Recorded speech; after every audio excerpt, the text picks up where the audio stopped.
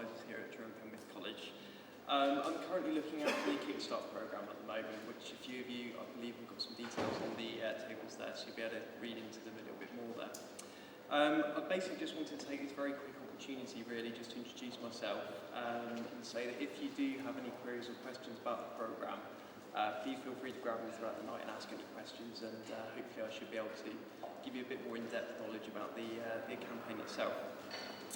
Just in a nutshell, the programme is aimed at helping 16 to 18-year-olds into work via an apprenticeship programme. The programme gives these young people the opportunity to acquire relevant training and qualifications which are directly relevant or related to a specific industry.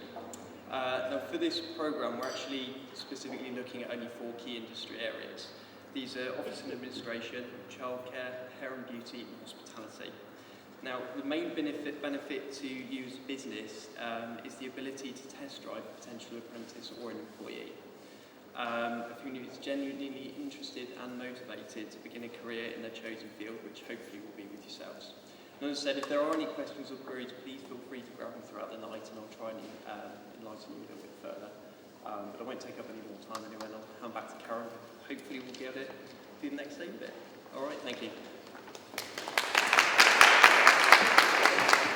Obviously, we're delighted to be supporting these clubs again, and for anyone that isn't familiar with us at Business Link, we exist to help businesses start and grow, and we support all aspects of businesses, from workforce skills to environmental improvements. We're also fortunate in Cornwall to have some convergence investment, meaning we can operate a business growth service and an environmental service as well. And this means we can help businesses in Cornwall develop, fulfil their potential and grow.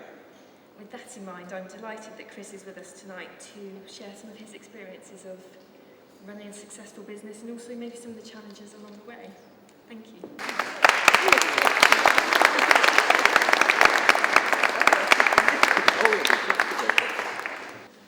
I am very excited to be able to introduce Chris Dawson as our guest speaker for this evening. Chris Dawson, owner of the range, made his first sale aged 7 on a pair of 6-pence plimsolls at a jumble sale in working class hometown of Who in Plymouth.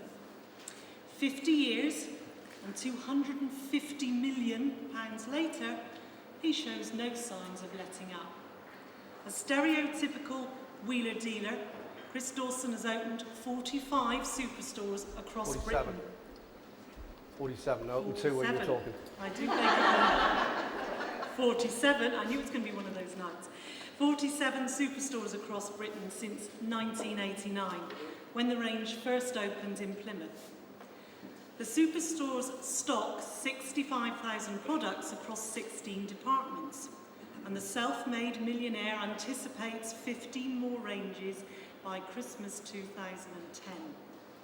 Chris's success during the recession has made him an authority figure when it comes to commenting on the current economy and conducting business in the recession. Ranked 5th in a survey of Britain's top 100 entrepreneurs, Chris has also set up property, waste management and shop fitting ventures to unsurprising success, and possesses a powerful business mind that suggests at 250 million, he has not even started yet. So it is my great pleasure to introduce Mr. Chris Dawson.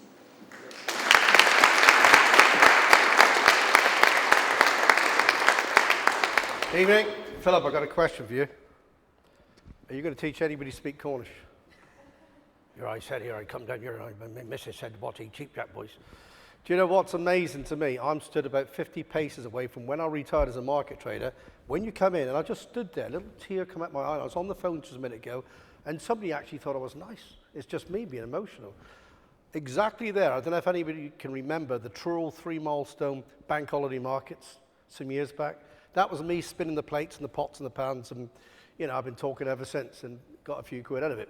If you've got money, if all of you got together and went up to a developer, all of you, get all your money, get all your savings, went up to a developer and have no mercy at all. If the houses are selling for, I don't know, a couple $100 grand, you go and buy them for 50. what's the worst thing? Say no. You imagine all of a sudden you've got to create power now because you've read the curb and you've now, between a lot of you, just got $500,000 together, something like that. You can still cause a lot of damage with $500,000, but ever guess what?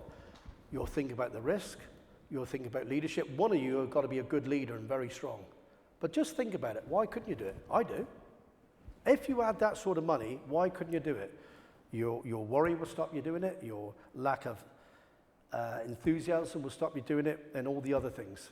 And if you're working with me, not for me, it's a big difference. Everybody works with me, not for me. You'll be 110% focused. Greed is good. Gordon Greco, wasn't it? 87, Wall Street, wasn't it? Pay attention. Yes. Right, so what I would do if I was you, I wouldn't sign any long leases.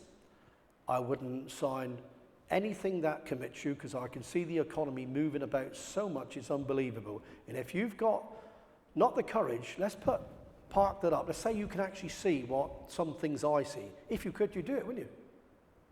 That's why Paul McCartney gets up and does number ones. It's that easy. But let me tell you, watch what you're doing.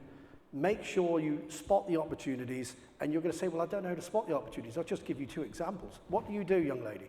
I write grant applications for trusts and foundations, and I talk to business people about funding local clubs and schools. Hang on, I forget the hang of this. So you go to businesses and go and get money off them. Yes. I can't see the profit in it yet. But No. I'm sitting next to 2 marketing ladies as well, so we're on similar thinking. So you get, I like the sound of this, so you get money for nothing. I get money for nothing. Yeah, well, no. You're doing a better job than me. I'm the person in between. And you give it to schools? No, I sit down and I have the trusts and foundations that sit with the money up there. Yes. I have the school with a fantastic project down here. And I write the applications for the trust and foundation to say, yes, they're a brilliant thing that they're doing. We're going to give them You're some not money one of to those make a quangos, difference. are you? I'm sorry? Not one of those quangos. No, I'm not. No. We're all paranoid. They say 50% works. Which 50? Nobody knows. In Saatchi couldn't. Which 50%? All right, I'll do that then. I don't know which one it is. Marketing is a funny old thing. Marketing, you can scare people into marketing. Ladies, remember 76, the drought? And I got hold of the local papers and I said, there's going to be an amazing drought. And I've heard there's a shortage of plastics. So I lied. Ever guess who had all the buckets? I did. That's called marketing. That's me thinking. And I was selling them outside the bingo halls. I think one in, was it decimalisation? Yeah, because it was February the 14th, 1971, decimalisation. Do you remember that? You're not old enough.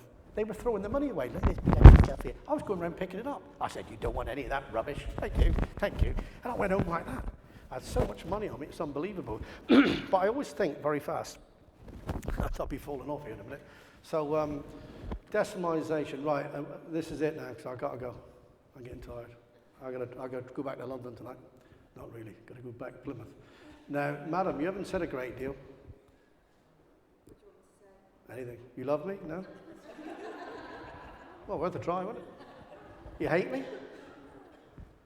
Are we all done? Right, I've got to go. Thanks ever so much. You've been a great audience. I've enjoyed it. I've come down here because, like I say, Mykonos wasn't for me, and what with the missus' moustache falling off, I've had to come back. Thank you ever so much. Remember some of the advice. See you later. Bye-bye.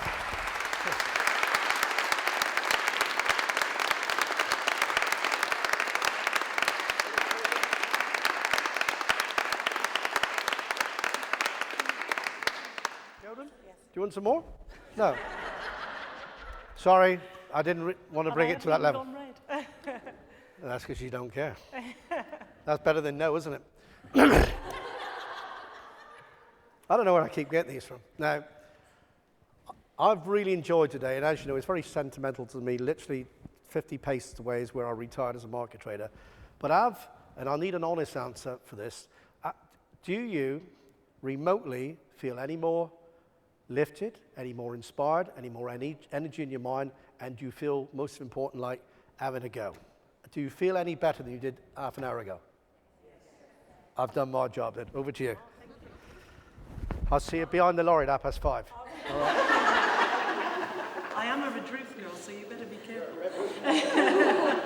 You said you wanted people to walk out taller, so hopefully. And what I was going to say, that it is one of life's impossibilities to walk into that shop across the road and come out without anything. So you are doing something right. Seriously, thank you very much for sharing your absolutely colourful experiences and your vision for the future as well.